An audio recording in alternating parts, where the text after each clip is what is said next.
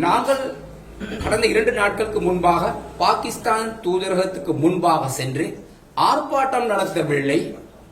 ஆண்மையுள்ளம் ஆண்மகனாக சென்று எங்களுடைய மனிதாபிமான ரீதியாக நாங்கள் எங்கள் மனதில் இருப்பதை வெளிக்கொணர்ந்தோம்.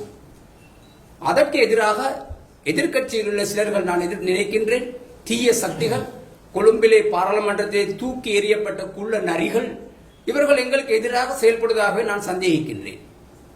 அதேபோல் பாராளுமன்றத்தில் இருக்கும் ஒருவரும் இதில் சம்பந்தப்பட்டிருப்பதாகவே நான் சந்தேகப்படுகின்றேன். வடகிழக்கிலும் இருக்கிறார்கள்.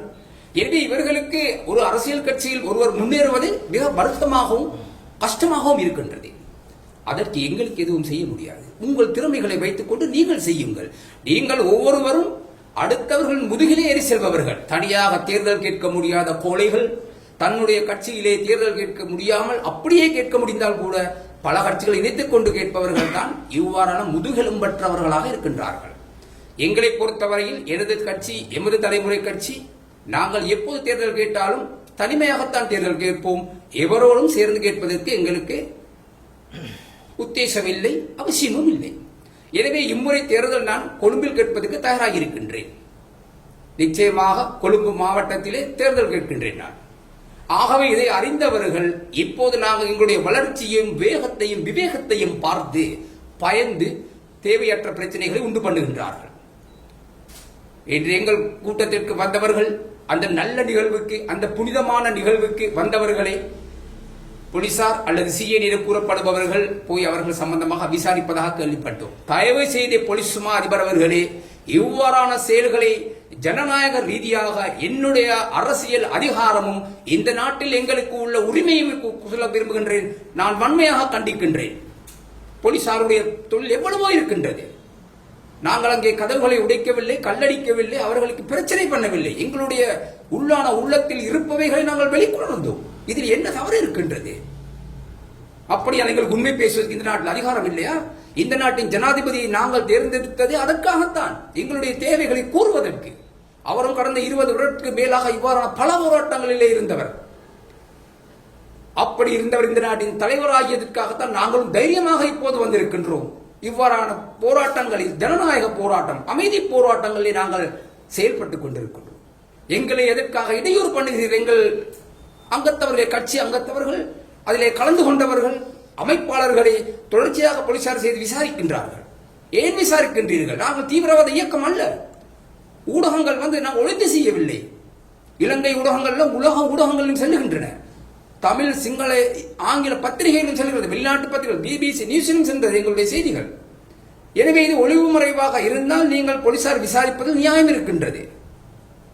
எனவே இவ்வாறான செயல்களில் ஈடுபடாதீர்கள். நான் போலீஸ் நிலையத்தில் இருக்கும் உதவி போலீஸ் அதிகாரிகளுக்கு பயிற்சி, கராட்டி பயிற்சி கொடுத்த ஒரு ஆசிரியர், பிரபல ஆசிரியர். அது மாத்திரமல்லாமல் வழக்கறிஞர், நீதிபதி கூட என்னுடைய மாணவர்கள் இருக்கிறார்கள். எனவே இந்த நாட்டில் சட்டத்தை நடைமுறைப்படுத்தக்கூடிய போலீசாரும், அதுபோல் தவறு செய்பவர்களை நீதிமன்றத்தை தண்டிக்கும் நியாயமாக இருக்கும் வழக்கறிஞர்கள், நீதிபதிகளும் என்னுடைய மாணவர்கள். ஆகவே நாங்கள் இவ்வாறான உயர்ந்தவர்களுக்கு நாங்கள் கற்றுக் கொடுத்து நாங்கள் ஒருபோதும் தவறு செய்ய போவதில்லை. அவர்கள் கூட இன்று என்னை பார்த்தாலும் ஆசிரியர் என்று, மாஸ்டர் என்று தான் கூப்பிடுகிறார்கள். எனவே சாதாரணமாக மக்களை அறிந்து புரிந்து செயல்படுங்கள். போலீஸ் மா அதிபரே, மீண்டும் உங்களுக்கு கூற விரும்புகின்றோம், மக்களை நியாயமாக வாழ விடுங்கள். எதிர்கட்சிக்காரர்களின் கூற்றுக்காக, எங்களுடைய அரசியல் வளர்ச்சிக்காக, இந்த வளர்ச்சியை பார்த்து பயப்படும் பாராளுமன்ற உறுப்பினர்களும், அதுபோல் பாராளுமன்றத்தில் தூக்கி எறியப்பட்டவர்களாலும் நடக்கும் ஒரு சதியாகவே நான் நினைக்கின்றேன். கடந்த காலங்களில் நாங்கள் ஏன் இந்தியாவுக்கு சார்பாக பேசுகிறோம் என்று யாரும் கேட்கலாம். நாங்கள் இந்தியாவுக்கு சார்பாகத்தான் பேசுவோம். என்னுடைய தகப்பன் பிறந்தது இந்தியாவில். என்னுடைய 2 சகோதரி, ஒரு சகோதரன் இந்தியாவில் இருக்கிறார்கள். அங்கே வியாபாரம் செய்கிறார்கள். எங்களுக்கு அங்கே வியாபாரங்கள் இருக்குது, குடும்ப வியாபாரம். அது மாத்திரமல்லாமல் 77ஆம் ஆண்டு இங்கே தாக்கப்பட்ட போது ஜே.ஆர். ஜெயவர்தனுடைய அரசாங்கத்தால், ரணில் விக்ரமசிங்கவின் பாட்டனாரால் தமிழர்கள் அழிக்கப்பட்ட போது எங்களுக்கு இருப்பிடம் கொடுத்தது இந்தியா, பாகிஸ்தானோ பாலஸ்தீனமோ அல்ல. அதை அனைவரும் புரிந்து கொள்ள வேண்டும். அதுபோல் 83ஆம் ஆண்டும் அதே போல் தான் நடந்தது. தமிழ் மக்கள் அதிகமாக சென்றது இந்தியாவுக்கு. இன்று வடகிழக்கில் உள்ள தமிழர்கள் ஐரோப்பிய நாடுகளுக்கும் கனடாவுக்கும் சென்றால் கூட அவர்கள் முதன்முறையாக சென்றது இந்தியாவுக்கு. இந்தியாவிலிருந்து அநேகமானவர் சென்றார்கள். எனவே இந்தியாவை நாங்கள் ஒருபோதும் மறக்க முடியாது. இந்த நாட்டில் கோட்டாபே அரசாங்கத்திலே பிரச்சனை ஏற்பட்ட போது, இங்கு பெட்ரோல் இல்லாமல் இருந்தது, பணம் இல்லாமல் இருந்த போது இந்திய அரசாங்கம் தான் பெட்ரோல் கொடுத்தது. பாகிஸ்தானும் பாலஸ்தீனமும் இல்லை என்பதை இங்குள்ள அனைத்து சமூகமும் தெரிந்து கொள்ளுங்கள். எங்களுக்கு பண உதவியோ எது வேணுமானாலும் கொடுப்பது இந்தியா தான், அருகில் உள்ளவர்கள் தான் கொடுக்கின்றார்கள். அவர்கள் அளந்து கொடுக்கவில்லை, அள்ளி கொடுக்கின்றார்கள். ஏன்? எனவே அவர்களுக்கு நாங்கள் ஆதரவு அளிப்பது என்ன பிழை? அவர்கள் மீது பிழை இருந்தால் அவர்களையும் நாங்கள் கண்டிக்க தயாராக இருக்கிறோம் இந்தியாவை. ஆனால் அவர்கள் பிழை செய்யவில்லை, தவறு செய்யவில்லை. தவறு செய்யாதவரை நாங்கள் எப்படி தண்டிப்பதும் பேசுவதும்? எனவே நாங்கள் என்னிடமும் அது கடந்த காலங்களிலே நான் பார்த்தேன், 2 நாளைக்கு முன்பாக ஒரு மாங்கா மடையன் எழுதியிருந்தார், ரோவினால் இது இயக்கப்படுகின்றது, அந்த நிகழ்வுக்கு சுமார் 30 லட்சம் ரூபாய் செலவழிக்கப்பட்டிருக்கும் என்று. எனவே இந்தியா உயர் அதிகாரிகள் அநேகமானவர் என்னுடைய நண்பர்கள், நான் அவர்கள் கூட தொலைபேசி மூலமாக சொன்னேன், யார் அந்த ரோ இருந்து அனுப்பிவிடுங்க, காசெல்லாம் கொடுக்குறாங்க கேள்விப்பட்டேன். அவர்கள் சிரிக்கிறார்கள்.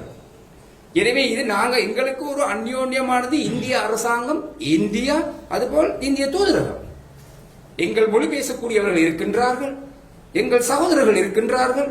எனவே நாங்கள் அவர்களோடு உறவு வைத்துக் கொண்டிருக்கின்றோம். எங்களுடைய தேவைகளுக்காக நாங்கள் செல்லுகின்றோம். இந்த மக்களுடைய விசா பிரச்சனைகள் எதுவாக இருந்தாலும் நான் நேரடியாக செல்கிறேன், தொலைபேசி மூலமாக உதவி செய்கிறார்கள். அதை தாங்க முடியாத இங்குள்ள தமிழ் அரசியல்வாதிகள், அதுபோல் ஒரு முஸ்லீம் அரசியல்வாதி கொழும்பில் இருக்கின்றார். இவர்களுக்கு தான் இந்த பிரச்சனை இருக்கின்றது. எனவே இவர்களுக்கு முடியவில்லை, முடியாது. அதற்கு எங்களால் ஒன்றும் செய்ய முடியாது. அது கடவுள் கொடுத்த வரம், அதற்கு நாங்கள் ஒன்றும் செய்ய முடியாது. அதனால்தான் கொழும்பு மக்கள் தூக்கி எறிந்தார்கள். எனவே அடுத்த முறை தேர்தலில் ஒரு முஸ்லீம் ஒருவர் இருக்கின்றார், போய் போலியாக கத்திக் கொண்டிருக்கின்றார், அவரும் தூக்கி எறியப்படுவார். இப்போது அவர் போலியாக பேசுகிறார், கண்டனர் 300 வந்தது, என்ன நடந்தது ஹாபரில் என்று. எனவே அவர் ஐக்கிய தேசிய கட்சியில் ரணில் விக்ரமசிங்கோடு இருக்கும் போது அங்கு நடந்த ஊழல்கள் பற்றி அவர் ஒன்றும் பேசவில்லை, அமைதியாக இருந்தவர். எதிர்கட்சிக்கு வந்த பிறகு குரல் கொடுக்கிறார்கள். எனவே இவ்வாறான போலிகள் தான் இங்கு பிரச்சனை ஏற்படுத்த முயற்சிக்கின்றார்கள்.